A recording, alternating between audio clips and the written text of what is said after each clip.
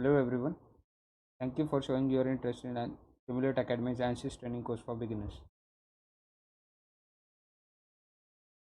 In case you haven't watched the chapter 2, that is what is FEA and meshing, the link is given in the description for chapter 2. Let's move further with chapter 3, that is 1D beam element analysis in ANSYS Workbench. In this chapter, we are going to learn how to solve 1D beam element analysis in ANSYS Workbench. We have beam element of 500 length and 5000 Newton force is been given on the other side of the fixed support. It is having the circular cross section of diameter 50 So we are going to solve this analytically first. In this analytical solution, we are going to find out the stress and deformations of the beam element, and at the end we will be comparing this answers with the final solutions from the ANSYS workbench. So analytical solution I have solved already. Stress is F by A and area of circle as we know pi r square.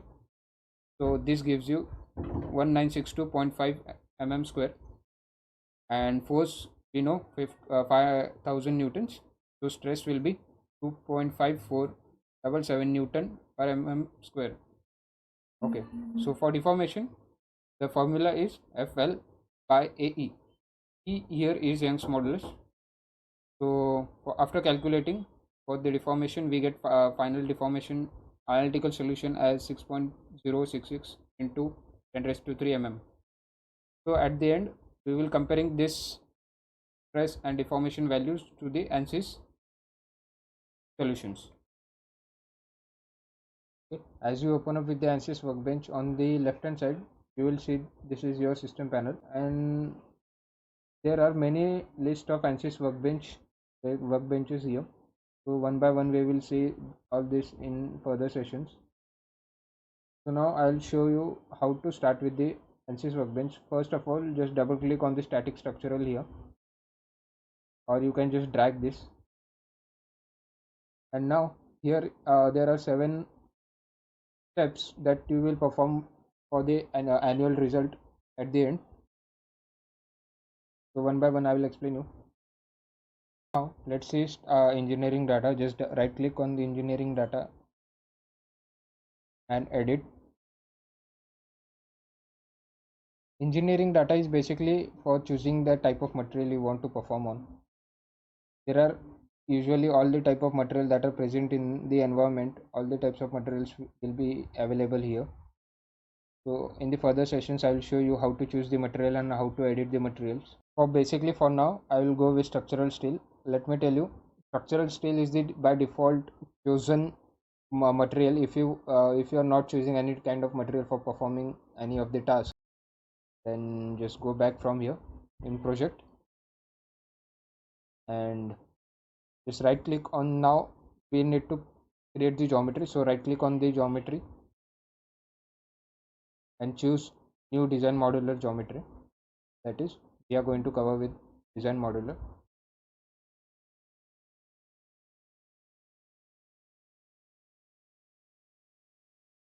So our design modular is open.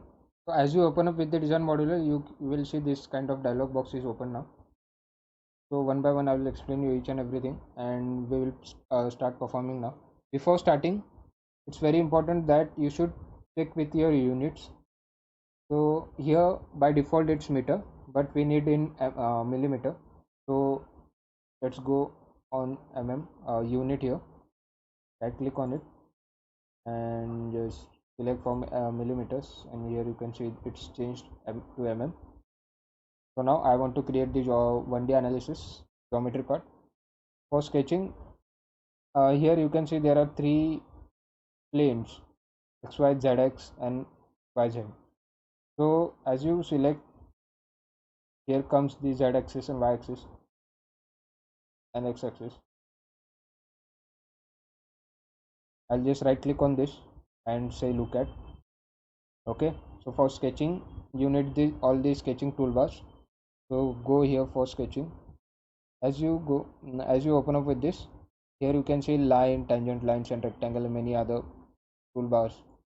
So you can just choose any kind of geometry you want to do with this. So I'll just take for line. I'll just, okay, so I want to create the 500 mm line. So 500, for performing 500 mm line, I just want to know if this line is horizontal or not, is perfectly horizontal or not. When you will see on the screen it's showing H, so that means your total line is horizontal and it's not deflected by any angle. Okay, here it's H, or vertically also you can see it will show V if it's totally vertical. Okay. So now I want to give the dimensions also. So go in dimensions, select for general.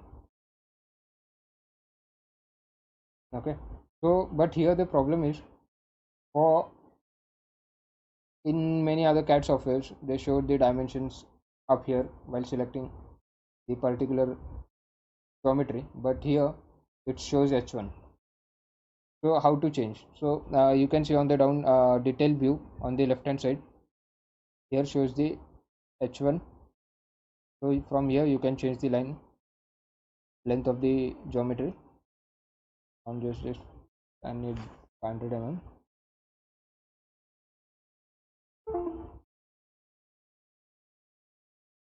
Okay, so it's going beyond the screen. I'll just go here for zoom to fit, or just type F7. Okay, so its geometry has been fitted to screen.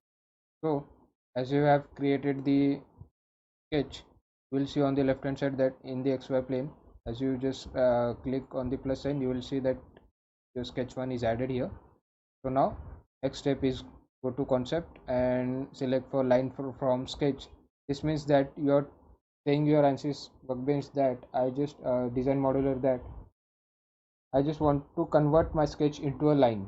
Okay, so ANSYS workbench only just work on the part and the bodies. So before going further, you need to just convert that into a part body. So I'll just select this, and here you can see one more option has been added, that is line, and I'll just apply. Okay, so for base object you need to assign the sketch that you want to convert into a line. I'll just select this one and apply. Okay, so you have applied now, and then generate. Okay, here you can see that the arrow sign has been created. That means this means that you have been created your sketch into a line. And also on the left hand side here, in tree outline, select plus sign here, you can see your line body has been added. That means your sketch is converted into a line body. So now you need to apply the cross section. Just go to concept, and cross section is at the end. Here are very predefined cross sections are also there, and user defined is also there. You can select as per your preference. I'll go for circular, as I need to create this circular cross section of 50 mm diameter. Okay, so here one circular cross section has been added. Now I just need to change with the dimension. Here it's R, and on the left hand side in the detail view, here I'll change this to 25, as I need to create the diameter of 50 mm. So as it's in radius, I'll just 25, and here you can see it's been changed. By using the scroll button in the mouse, you can just zoom in or zoom out. Okay, so I'll just zoom to fit, and then generate.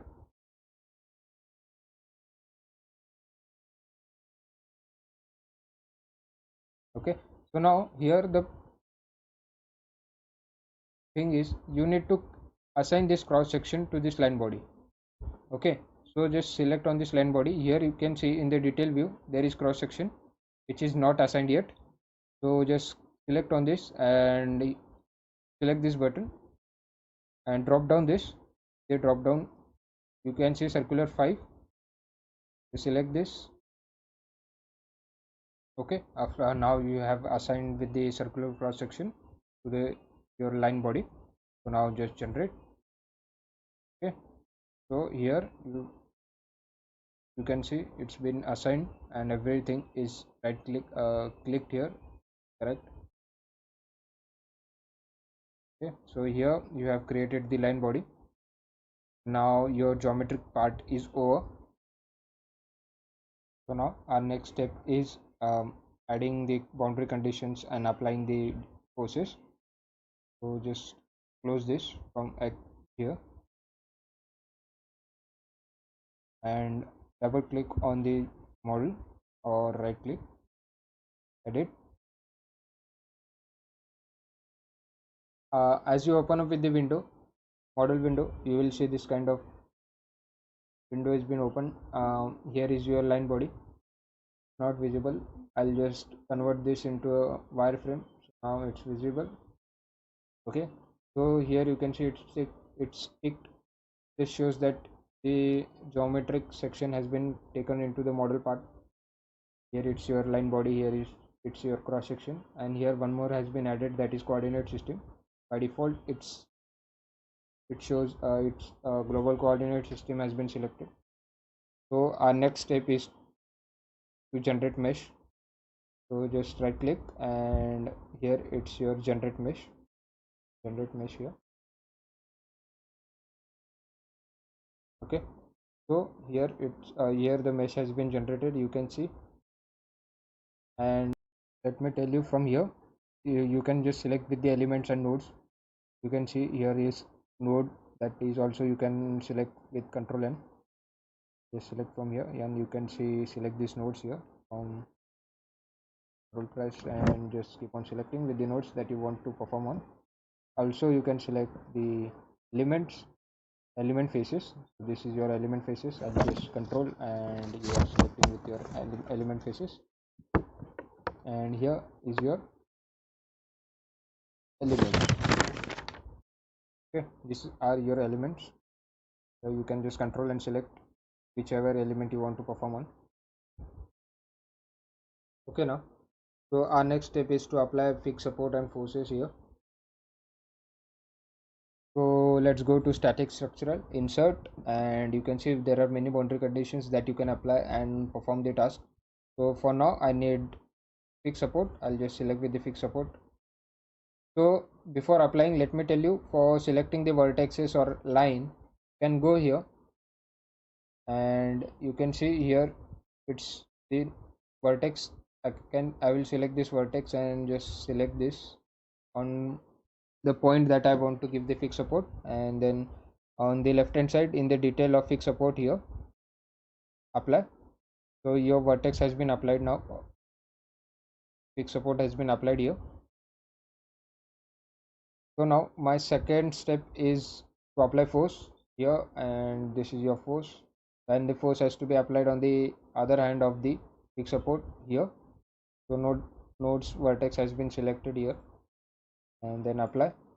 And to define the force of 5000 Newton that we need, I'll go by components. I'll just select this and drop down this. Here you can see the components. You can also go by vector, but I will go by component as I want to define this by a global coordinate system. So in X component I just need 5000 newtons, and here is your 5000 newtons. Okay, so now the fixed support and the 5000 force Newton in X direction has been applied, and next step is to solve. I'll just solve here. Solve is also here. So here the fixed support and force has been also applied. Our next step is to find solution. In solution I want insert and deformation. In deformation I want there are two things, that is first is total and second is directional. Directional is in X, Y or Z axis, and is total is your overall total deformation. I need total deformation here, and also I'll select the directional deformation. So now as if you want to find out with the axial and bending spaces, so go to beam tool and select for beam tool here. So as you click on the plus sign, you can see here direct stresses. Direct stresses is nothing but your axial stresses, and minimum combined stress and maximum combined stress. Minimum is your stress generated due to compressive strength, and maximum combined stress is due to tensile stress. Okay, so we will solve this also. Right click on this and evaluate all results. So your all the results will be evaluated now here. So just click on the total information, you can see.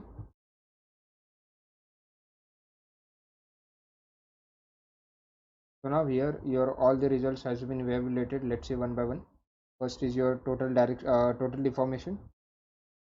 So total deformation, it says 0.006, and here is your dark blue section. This is your fixed support, and this is the point where we have applied the 5000 Newton force on in the x direction. It shows the red part, that is your most deformed part. Okay, so now it's 0.06, and directional deformation in x direction is 0.0063712. And in beam tool, if you want to see the axial stress, it's maximum to 2.5 Newton, and in combined stresses and tensile stresses is also showing here.